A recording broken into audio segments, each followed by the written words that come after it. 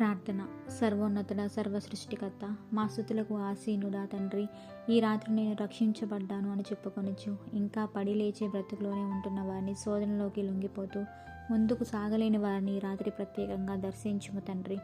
దేవా, ఈ కడవరి దినములలో వచ్చుచున్న పోరాటములు గెలుచుటకు, శోధనలు జయించుటకు నీ ప్రేమ కలిగి ఓర్పుతో సహనముతో నీ రాకడ కొరకు కనిపెట్టుకొనుటకు మాకు ప్రతి ఒక్కరికి మీ పరిశుద్ధాత్మను సహాయం చేయండి తండ్రి.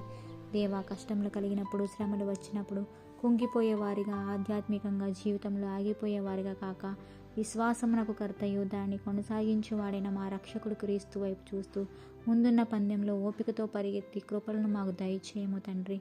దేవా, ఈ రాత్రికాల సమయంలో లోకనాథని కబంధ హస్తాలతో ఇరుక్కుపోయి ఎవరెవరైతే శోధించబడుతున్నారో, శోధన సమయంలో కుంగిపోక యేసు వైపు చూసి సాగిపోవడానికి పరిశుద్ధాత్ముడిచ్చే శక్తిని పొంది జయమును పొందడానికి ప్రతి విశ్వాసినికి సహాయం దయచేయము తండ్రి.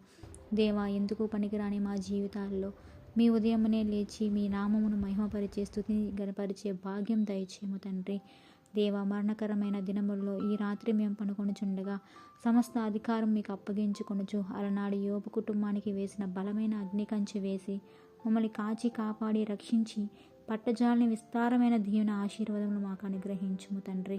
దేవా, ఈ నా ప్రార్థన మా రక్షకుడుకు ప్రభువైన యేసు క్రీస్తు నామములో బ్రతిమాలి వేడుకొనుచున్నాము తండ్రి.